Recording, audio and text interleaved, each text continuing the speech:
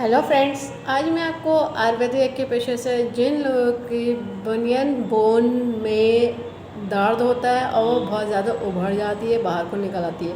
पहले ये समझ लीजिए ये होती कहाँ पे है। जो पैर का अंगूठा होता है, जो पैर से जुड़ा होता है, उस जगह की जो हड्डी होती है वो ऐसे करके पूरी बाहर निकल जाती है। मैं उसकी इमेज शो कर दूँगी और वो बहुत पेनफुल होता है। और कभी कभी एक तो यूरिक एसिड की वजह से होता है। अगर उनको यूरिक एसिड नहीं हुआ होता है तो दूसरी चीज़ ये होती है कि अपनी बचपने में या किसी टाइम में उन लोगों ने बहुत टाइट जूता पहना होता है या बड़े की एज में, कि जो पैर को उंगलियों को थोड़ा सा भी मूवमेंट नहीं कर हो पाती है अंदर की तरफ, बहुत ज़्यादा टाइट या छोटा जूता पहनने की वजह से भी हड्डी का टेढ़ापन आ जाता है। अंगूठा टेढ़ा होकर के पहली उंगली के साथ चिपक जाता है और वो खुल भी नहीं पाता है।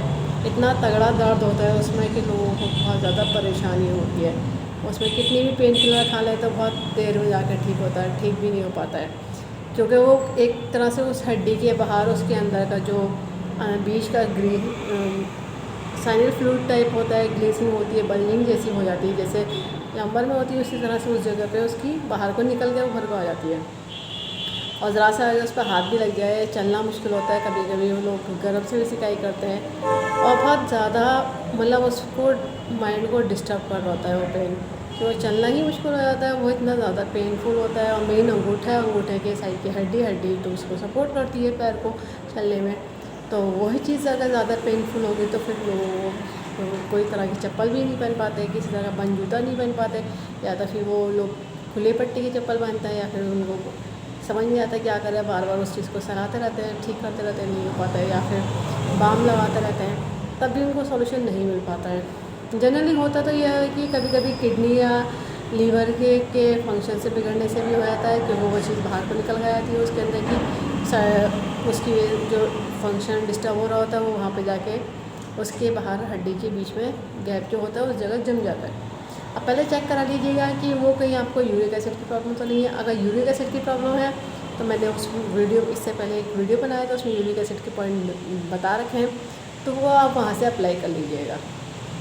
अब जिनको यूरिक एसिड के साथ साथ वो प्रॉब्लम दर्द नहीं जा रहा है उस जगह पैर के अंगूठे का, तो मैं आज जो पॉइंट बताने जा रही हूँ आप उसको अप्लाई करिए, थोड़ा आपको रिलीफ मिलेगा, अच्छा लगेगा। फिर बाकी जो भी रिपोर्ट में आया होगा उसके अकॉर्डिंग डिसाइड करे जाते हैं पॉइंट क्या क्या और अप्लाई होंगे। इन जनरल में बता दे रही हूँ ताकि आपको पेन में रिलीफ हो जाए। अब इसको लगाने के लिए ज़रूरत क्या होगी, पहले तो ये चीज़ समझ लीजिए। डॉक्टर टेप की, पेपर टेप, इसे सर्जिकल टेप भी बोलते हैं, किसी भी मेडिकल सर्जिकल की शॉप से ले लीजिएगा। ये पेपर टेप को ही यूज़ कराता है, कोई और सा टेप नहीं यूज़ कराता है। स्किन फ्रेंडली टेप होता है और इजीली किसी भी मेडिकल सर्जिकल की शॉप से मिल जाता है, 1/2 इंची का है। और ब्यूल मैग्नेट की जो एक तरफ से वाइट एक तरफ से येलो होते हैं, टोलसीडेट का काम करते हैं, प्लस माइनस एनर्जी होती है, नॉर्थ पोल साउथ पोल। ब्यूल मैग्नेट स्पेशली डिज़ाइन करे गए हैं, बनाए गए हैं बॉडी के प्रेशर पॉइंट के अकॉर्डिंग। उसके अंदर पावर भी उतनी ही सेट करी गई है, कोई और से मैग्नेट नहीं यूज़ करी है, क्योंकि ये मैग्नेट में पावर उतनी डाली गई है कि जितनी रिक्वायर्ड है पॉइंट के लिए। ठीक है फ्रेंड्स, अब जिनके पास ब्यूल मैग्नेट नहीं है वो लोग मेथी दाना लगा लीजिएगा। मेथी दाना नेचुरल मैग्नेट का काम करता है। फ़र्क इतना होता है कि मेथी दाने को डेली नया सीड्स लगाना होता है और ब्यूल मैग्नेट आपकी रीयूजेबल होती है। ठीक है फ्रेंड्स, इस चीज़ का ध्यान रखिएगा। और अगर आपकी कहीं लंबर में प्रॉब्लम आई है तब भी पेन आपके पैर के अंगूठे में आएगा, तो वो तो आपकी MRI रिपोर्ट में ही पता चलेगा, क्योंकि पता नहीं चलता। कभी कभी वो जो है नस जो होती है वो इतनी ज़्यादा खिंच जाती है या कंप्रेस हो जाती है, तो वो उस पर डिपेंड करता है। तो अभी तो फ़िलहाल मैं पॉइंट को रिलीफ के लिए TCM के पॉइंट बता रही हूँ, जो नोटिस में पड़ी है वो लोग समझ जाएंगे। बाकी लोग लोकेशन देख करके पॉइंट लगा लीजिएगा। TCM ब्यूल मेरिडियन का चार्ट ऑनलाइन गूगल सर्च करने पर आपको ईजिली मिल जाएगा। अब देखिए पॉइंट हमारे दोनों हाथों में आएंगे, बायलेटरल रहेंगे, सिर्फ ये हाथों में पॉइंट आएंगे, उसके अकॉर्डिंग आपको लगाना है। अब मिडिल फिंगर में स्टार्टिंग होती है सेंटर से, देखिएगा ये जो उठा हिस्सा है, एक तो उठे हिस्से से ऊपर आएगा, एक उठे हिस्से से नीचे आएगा। इसको कहते हैं SP2, इसको कहते हैं SP3। सेंटर में है ये हमारी। और इधर इंडेक्स फिंगर के साइड जो मिडिल फिंगर है अपर जॉइंट से ऊपर नेल की तरफ चले गए, तो ये आ जाता है लीवर 2 का पॉइंट। देखिएगा ये लीवर 2 है, ये SP2 है, ये SP3 है।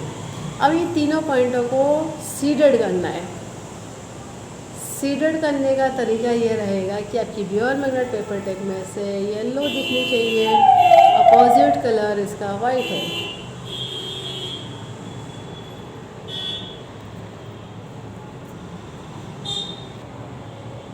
देखिए 3 पॉइंट इस हाथ में आ जाएंगे, 3 पॉइंट इस हाथ में आ जाएंगे। कलर नहीं लगाएगा, मार्क नहीं करिएगा। कलर का कंडीशन अलग अलग होती है, अलग अलग पॉइंट की डिपेंड करता है कि किस वजह से लगा रहे हैं, तो उसके हिसाब से डिसाइड कर रहता है। जिनको नॉलेज है वो लोग कलर लगाइएगा, बाकी लोग कलर नहीं लगाइएगा।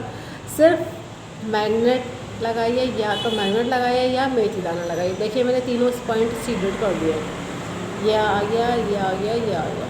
अब इस हाथ पे कोई कलर नहीं कर रहा है, मार्क नहीं कर रहा है। अब मेथी दाने को इस तरह से एक एक करके 3 दानों की स्ट्रिप एक हाथ के लिए, 3 दानों की स्ट्रिप एक हाथ के लिए, तो मैं एक पॉइंट लगा के दिखा देंगे। तो ये देखिए मैंने ये मेथी दाना लगा दिया है और इस हाथ में मैंने लगा के दिखाया है। जब मेथी दाने को पहली बार लगाते हैं तो इस तरह से 5 बार प्रेशराइज कर दीजिएगा। जब भी टाइम मिले इसे प्रेशराइज ज़रूर करिएगा। अब इस तरह से मेथी स्ट्रिप लगा बना लीजिएगा, ठीक है। तो 2 बनाइएगा। ये जो दोनों आपको बने लगेंगी इसी मिडिल फिंगर के अपर जॉइंट में लगेगी।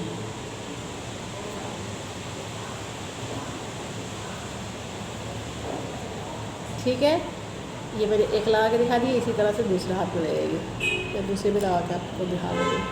देखिए 2 बनाए रखिए, तो इस तरह से लगाइएगा और इस मेथी दाने के स्ट्रिप को प्रेशराइज़ कर लीजिएगा। 5 बार प्रेशराइज़ करके पहली बार तो छोड़ दीजिए, फिर जब भी टाइम मिले तो इस मेथी दाने वाले को तो ज़रूर प्रेशराइज़ करना है। मैग्नेट को प्रेशराइज़ नहीं करा जाता, ध्यान रखिएगा।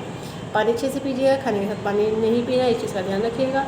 और जो भी खाना खाना है घी, मस्टर्ड ऑयल, मक्खन में खाइए। रिफाइंड ऑयल खाने से बिल्कुल बचिएगा, क्योंकि ये प्रॉब्लम बहुत ज़्यादा रिफाइंड ऑयल खाने से पेनफुल हो जाती है, तो उस चीज़ का ध्यान रखिएगा।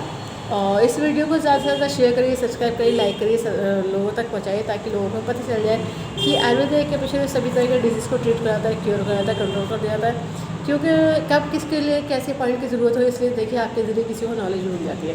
सेफ़ है, कोई साइड इफ़ेक्ट नहीं है, कोई एक्स्ट्रा मेडिसिन की ज़रूरत नहीं है, और हर एज में हर तरह के लोगों के लिए ये क्वाइट यूज़फुल है किसी भी डिज़ीज़ पर। बस उसकी लोकेशन सही होनी चाहिए कि उसके अकॉर्डिंग पॉइंट क्या आने हैं वो पता होना चाहिए, और फ्यूचर में दोबारा कभी बीमारी रेज नहीं होती है अगर आपने एक बार इसको कर लिया, फिर लाइफ स्टाइल को ठीक रखा है तो आपकी ये प्रॉब्लम ठीक हो जाती है। Thank you.